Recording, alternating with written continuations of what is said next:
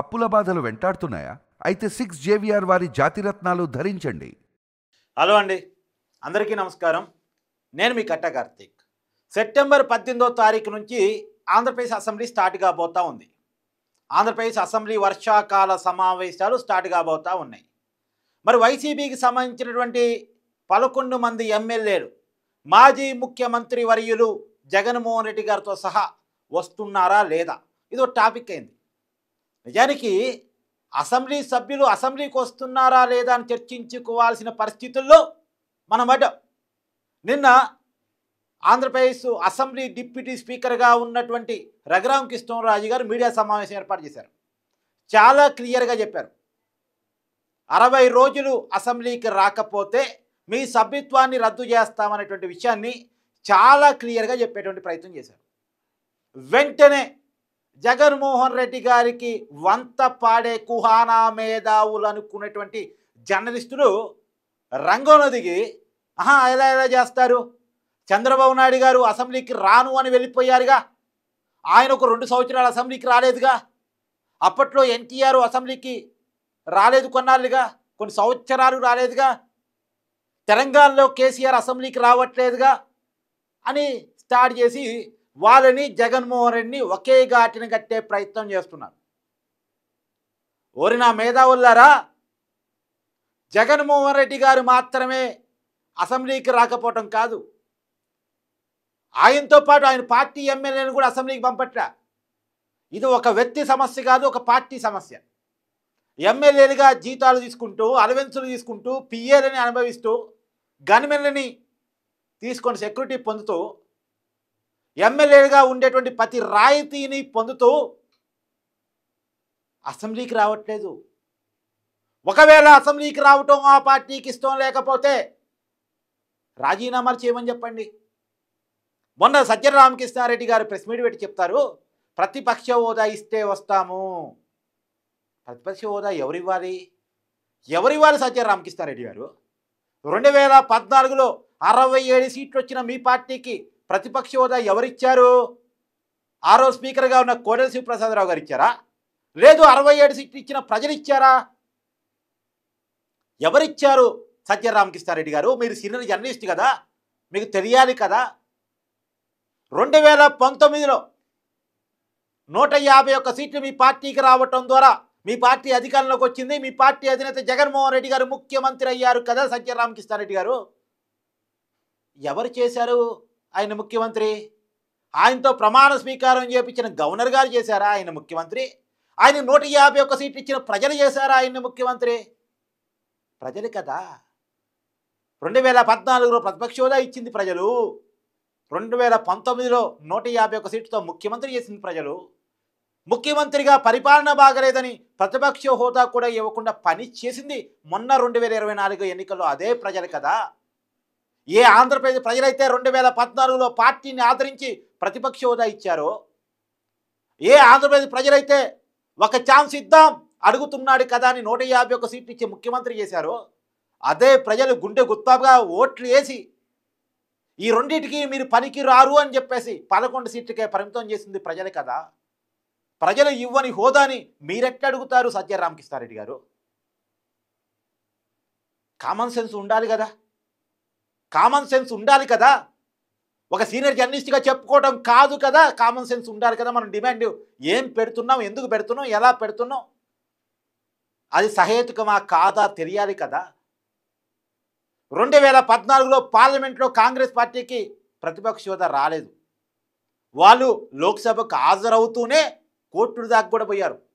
కానీ కోర్టులు జోక్యం చేసుకోరా, అది స్పీకర్ గారి పరిధి, మేము దీంట్లో జోక్యం చేసుకోని చెప్పారు.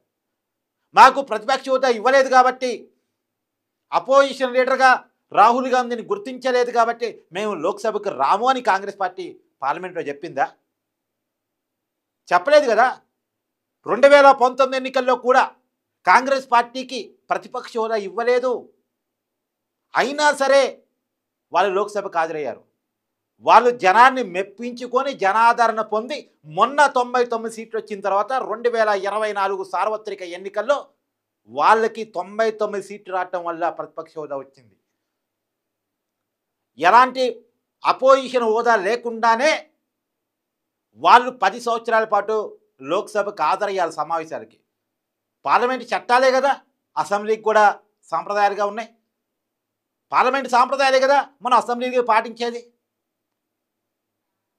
మరి తెలియదా ఈ మాత్రం? ఆ మేధావులు తెలియదా? మనం మేధావులు అనుకునే వాళ్ళం, జర్నలిస్ట్ అనుకునే వాళ్ళం ప్రజల తరపున మాట్లాడగలగాలి, ప్రజల తరపున అసెంబ్లీకి రండి అని చెప్పగలగాలి. అసెంబ్లీకి రమ్మని చెప్పాలి.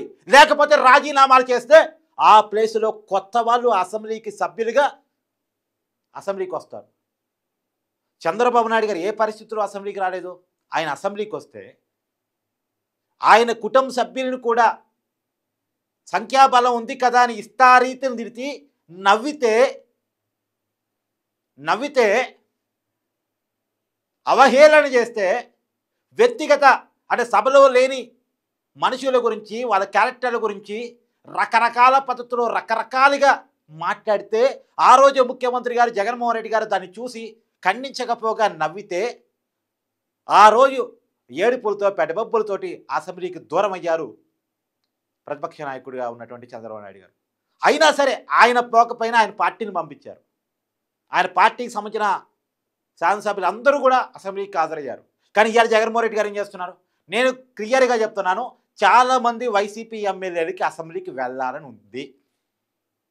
కావాలంటే నేను ప్రజల్ని రిక్వెస్ట్ చేస్తూ ఉన్నాను, దయచేసి మీ ఎమ్మెల్యేలకి అడగబోయి, ఇప్పుడు అరకు పాడేరు ఏజెన్సీ ఏరియా వాళ్ళు కొత్త ఎమ్మెల్యేలు, వాళ్ళకి చాలా సమస్యలు ఆ ప్రాంతాల్లో ఉన్నటువంటి ప్రజల గురించి ప్రస్తావించిన అంశాలు ఉంటాయి. వాళ్ళకి మీరు పోయి అడగని, మీరు అసెంబ్లీకి వెళ్ళాలని ఉందా వద్దనుందా, మీకు కేవలం మీ పార్టీ పాలసీ కోసం ఆగుతున్నారా, మీకు వెళ్ళాలని ఉందా లేదా ఒకసారి వాళ్ళని పోయి అడగండి. అంటే శాసనసభల హక్కుల్ని కాలరాస్తున్నారు జగన్మోహన్ రెడ్డి గారు. వాళ్ళ హక్కుల్ని కాలరాస్తున్నారు. ఒక పార్టీ నిర్ణయం అని వాళ్ళకి పార్టీ పట్ల ఉన్నటువంటి కమిట్మెంట్ని అడ్డం పెట్టుకొని, లాయల్టీని అడ్డం పెట్టుకొని ఈయన పోకుండా వాళ్ళని పోకుండా చేస్తున్నారు. ఉమ్మడి ప్రకాశం జిల్లాలో ఒక ఎమ్మెల్యే అసెంబ్లీకి పోవాలని ఉంది అని కొంతమందితో చెప్పారు. ఆ వీడియో దానికి సంబంధించినటువంటి విషయాలు కూడా సోషల్ మీడియా సర్క్యులేట్ అయ్యాయి. సరే అయినా సరే మీరు పోయి అడగండి ప్రజలారా. సరే ఈ మీడియాలో సోషల్ మీడియాలో వచ్చే వార్తలన్నీ మనం నమ్మొద్దు.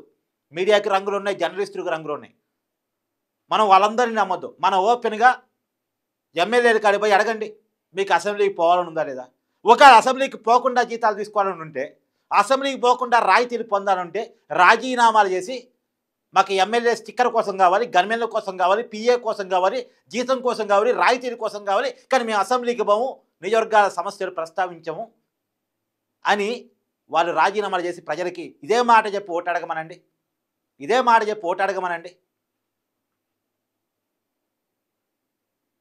MLA member of legislative assembly సభ్యుడి యొక్క ప్రాథమిక బాధ్యత అసెంబ్లీకి హాజరు కావటం. కమ్యూనిస్ట్ పార్టీకి సంబంధించి ఉమ్మడి రాష్ట్రంలో 2009 నుంచి 2014 మధ్య ఒకే ఒక్క ఎమ్మెల్యే జూలకంటి రంగారెడ్డి, సిపిఎం నల్గొండ జిల్లాకు సంబంధించినటువంటి ఎమ్మెల్యే వచ్చాడు అసెంబ్లీకి. తన కేటాయించిన సమయం మేరకు చాలా బాగా మాట్లాడాడు. నిజానికి ఆ రోజు సిపిఎం పార్టీ తెలంగాణ రాష్ట్ర విభజనని వ్యతిరేకిస్తూ ఉంది. అతను తెలంగాణ ప్రాంతానికి సంబంధించినటువంటి వ్యక్తి అయినప్పటికీ కూడా ఆ రోజు నేను ఎందుకు వ్యతిరేకిస్తున్నాను రాష్ట్ర విభజన అని బలంగా చెప్పగలిగాడు. ఆ రోజు ఒకే ఒక్కడు తెలంగాణ ప్రాంతంలోనే ఉండి ఆ రోజు తెలంగాణ ప్రాంతంలో రాష్ట్ర విభజనకు వ్యతిరేకంగా మాట్లాడగలిగే దమ్ము ఏ రాజకీయ పార్టీకి లేదు. ప్రజలు అంత బలమైన కోరిక తెలంగాణ కావాలని ఆ రోజుల్లో కూడా తన పార్టీ విధానాన్ని చాలా క్లియర్గా చెప్పగలిగినటువంటి వ్యక్తిగా ఉన్నాడు. ఆ రోజు గుమ్మన్ నరసయ్య చాలా కాలం పాటు ఉమ్మడి రాష్ట్రంలో single MLA, new democracy party సంబంధించినటువంటి వ్యక్తి వచ్చాడు అసెంబ్లీకి, విధిగా హాజరయ్యాడు. 100% అటెండెన్స్, 99 కాదు 100%. తర్వాత సున్నం రాజయ్య తెలంగాణ వచ్చిన తర్వాత కూడా తెలంగాణ అసెంబ్లీ సభ్యుడు వచ్చాడు అసెంబ్లీకి రావటం భాగ్యస్వామి. కమ్యూనిస్ట్ పార్టీలకి, బీజేపీ పార్టీకి శాసనసభలు తెలుగు రాష్ట్రాల్లో ఎక్కువ మంది ఎన్నిక కారు. మాకు హోదా రాలేదు కాబట్టి మేము అసెంబ్లీకి రమ్మని అంటారా? ఇప్పుడు జగన్మోహన్ రెడ్డి గారు చెప్తారు, నాకు మైకు గంటలు కావాలి, నాకు అంత టైం ఇవ్వరు కదా అంటారు. ఏ మేరకు ఇస్తే ఆ మేరకు మాట్లాడండి. ఒకవేళ వాళ్ళు మీ మీద పెత్తనం చూపించారు, ర్యాగింగ్ చేశారనుకో, అది ప్రజలు చూస్తారు కదా, అది మీకే సానుభూతి కదా. మీరు గతంలో టీడీపీ ఎమ్మెల్యేని చంద్రబాబు నాయుడిని ర్యాగింగ్ చేశారు, ప్రజలు చూశారు, ప్రజలకు వాళ్ళకి అనుకూల తీర్పు ఇచ్చారు, మీరు నెగిటివ్ తీర్పు ఇచ్చారు. ఒకవేళ మిమ్మల్ని వారు ర్యాగింగ్ చేశారు, అది తప్పు వాళ్ళు చేశారు అనుకో, ప్రజలు చూస్తారు. మీరైతే రండి, వచ్చండి, ప్రజల సమస్యలు మాట్లాడండి. ప్రజల సభ్యుల హక్కుల్ని రాస్తున్నారు జగన్మోహన్ రెడ్డి గారు. మీరు దాన్ని సమర్థిస్తున్నారు సజ్జల రామకృష్ణారెడ్డి గారు. మీరు వాళ్ళకి అనుకూలంగా మాట్లాడుతున్నారు కుహాన మేధావులు. మీరు ప్రజల తరపున మాట్లాడండి, ప్రజల కోసం ఉండండి. నేను ఈ కట్టగార్తి ప్రజల కోసం మాట్లాడతాను, ప్రజల గొంతుగ్గా ఉంటాను. Thank you.